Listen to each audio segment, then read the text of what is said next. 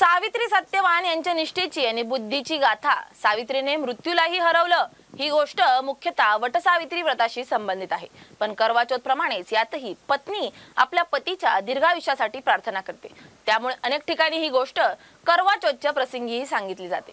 राजकुमारी सावित्रीने वनवासी राजा द्युमत्सेन याचा पुत्र सत्यवान याला पती म्हणून निवडलं. पण देवर्षी नारदांनी सावित्रीला सांगितलं की सत्यवान अल्पायुष्य आहे, फक्त 1 वर्षात त्याचा मृत्यू होईल. तरी सुद्धा सावित्रीने आपल्या निर्णयावर ठाम राहून सत्यवानशीच विवाह केला. 1 वर्षानंतर ज्या दिवशी सत्यवानचा मृत्यू होणार होता, त्या दिवशी तो जंगलात लाकूड तोडत होता. तेव्हा यमराज स्वतः त्याचे प्राण घेण्यासाठी आले. सत्यवानचे प्राण घेऊन यमराज निघाले, पण सावित्रीही त्यांच्या मागे निघाली. यमराजाने तिला अनेकदा थांबवलं, पण ती थांबली नाही. तिच्या अढळ निष्ठेने प्रभावित होऊन यमराज म्हणाले, तू 3 वर माग, पण पतीचे प्राण मात्र नाही. सावित्रीने आपल्या बुद्धीचा उपयोग करत म्हणाली, ठीक आहे, मला 3 वर द्या. त्यातला पहिला वर माझ्या अंध सासू सासऱ्यांना दृष्टी मिळो, दुसरा वर त्यांचे हरवलेले राज्य परत मिळो, तिसरा आणि शेवटचा वर मला 100 पुत्र होवत. यमराजांनी तिचे वरदान मान्य केले.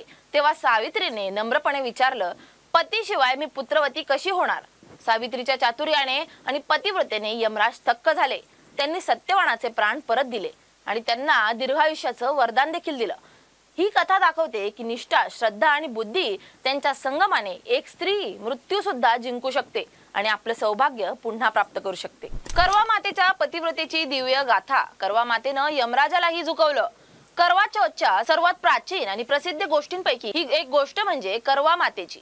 ती एक अशा स्त्रीची गोष्ट आहे जिने आपल्या पतीवरील प्रेम, निष्ठा आणि सतीत्वाच्या बलावर स्वतः मृत्यूलाही हरवलं. पुराण काळात करवा नावाची एक स्त्री होती. ती अत्यंत पतिव्रता आणि आपल्या पतीवर अपार प्रेम करणारी होती. तिच्या भक्तीमुळे तिला अलौकिक शक्ती प्राप्त झाल्या होत्या.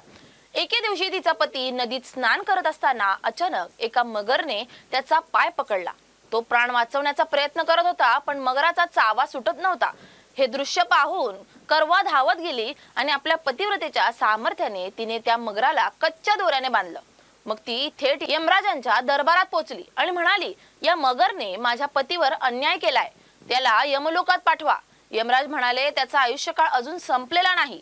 तेव्हा करवा ठामपणे म्हणाले, जर तुम्ही त्याला न पाठवलं तर मी माझ्या सतीत्वाचा शक्तीने तुम्हालाच नष्ट करीन. करवाच्या दृढ निश्चयाने आणि भक्तीने प्रभावित होऊन यमराजांनी मगराला यमलोकात पाठवलं आणि तिच्या पतीला दीर्घायुष्याचं वरदान दिलं. त्या दिवसापासून करवा चौथचं व्रत प्रचलित झालं.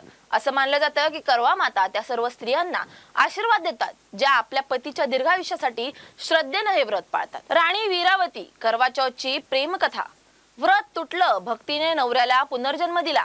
करवा चौथच्या सणामागे अनेक गोष्टी प्रसिद्ध झाल्या. त्यापैकी सर्वाधिक ऐकली जाणारी गोष्ट म्हणजे राणी वीरावतीची. ही गोष्ट स्त्रीच्या प्रेमाची, श्रद्धेची आणि पश्चातापातून मिळालेल्या दिव्य फळाची आहे.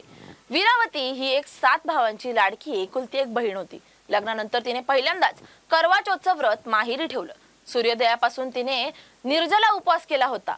ना अन्न न पाणी. दिवस जसा जसा सरत गेला तिची प्रकृती अशक्त होत गेली. भावांना बहिणीचं कष्ट सहन होत नव्हतं. त्यांनी एक युक्ती आखली. पिंपळाच्या झाडामागे आग पेटवली आणि आरशातून दाखवून बहिणीला सांगितलं की चंद्र उगवला आहे. निष्पाप वीरावतीनं त्या खोट्या चंद्राला पाहून व्रत सोडलं. पण व्रत तुटताच तिला बातमी मिळाली की तिचा नवरा मरण पावला. दुःखी वीरावती रडत रडत महालाकडे निघाली. वाटतच तिला भगवान शिव आणि देवी पार्वती भेटल्या. देवी म्हणाल्या, तू व्रत चुकीच्या रीतीने तोडलंस, त्यामुळेच हे संकट आलंय. वीरावतीच्या पश्चातापाने आणि निष्ठेने प्रभावित होऊन देवी पार्वतीने तिला आशीर्वाद दिला, पुढील करवा चौथला तू योग्य पद्धतीने व्रत ठेव, तुझा नवरा पुन्हा जिवंत होईल.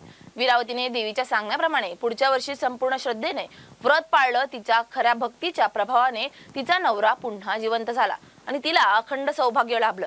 ही कथा करवा चौथच्या व्रतामागील प्रेम, श्रद्धा आणि पत्नीच्या अढळ समर्पणाची साक्ष आहे. द्रौपदीच्या करवा चौथमुळे पांडवांची मुक्ती. द्रौपदीनं ठेवलेलं करवा चौथ व्रत आणि पांडवांची सुटका. महाभारतातील ही गोष्ट पत्नीच्या श्रद्धेची आणि व्रतशक्तीची ओळख करून देणारी आहे. पांडव वनवासात असताना एक दिवस अर्जुन निलगिरी पर्वतावर कठोर तपस्या करण्यासाठी गेला होता. त्याच्या अनुपस्थितीत इतर पांडव अनेक संकटांमध्ये सापडले होते. दरिद्रता आणि दुःखांनी भरलेल्या त्या दिवसात द्रौपदी अत्यंत व्याकुळ झाली. आपल्या पतींचा हा हाल बघून ती थेट भगवान श्रीकृष्णांच्या शरण गेली. कृष्णाने तिला सांगितलं, अशीच एक वेळ आली होती जेव्हा देवी पार्वतीने आपल्या पती महादेवांच्या कल्याणासाठी करवा चौथचं व्रत केलं होतं. त्या व्रताच्या पुण्याने महादेवांच्या सर्व अडचणी दूर झाल्या होत्या। भगवान कृष्णाच्या मार्गदर्शनाने द्रौपदीने पूर्णपणे विधीपूर्वक करवा चौथचं व्रत पाळलं। दिवसभर उपवास ठेवून चंद्रदर्शनानंतर तिने प्रार्थना केली की तिच्या पतींना सर्व संकटातून मुक्ती मिळो। त्या व्रताच्या प्रभावाने पांडवांच्या जीवनात चमत्कारिक बदल घडला। त्यांचं संकट दूर झालं, शत्रूंचा पराभव झाला आणि त्यांना शांतता लाभली। ही कथा दाखवते की पत्नीच्या निष्ठा, श्रद्धा आणि व्रतशक्तीने कितीही कठीण प्रसंगावर मात करता येते। करवा चौथ हा केवळ सौंदर्याचा सण नाही, तर प्रेम, समर्पण आणि विश्वासाचा दिव्य उत्सव आहे।